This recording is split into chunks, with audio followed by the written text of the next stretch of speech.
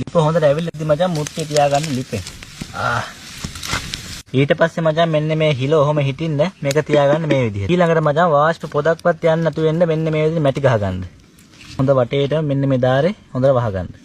තේරෙනව නේද? ඊට පස්සේ මචං මෙන්න මේ වගේ බටයක් ඔහොම ඇතුළට යවන්න ඕනේ. පේනව නේද? ඊට පස්සේ මචං මෙන්න මේ සිදුර තියෙන්නේ. ඒකත් මචං හොඳට සීල් කරයන්න ඕනේ. අය හුලම් පොදක්වත් යන්න නැතු වෙන්න. හරිද? ඒතර බටේ දිගේම තමයි මචං වාෂ්ප ටික එන්නේ. තේරෙනව නේද?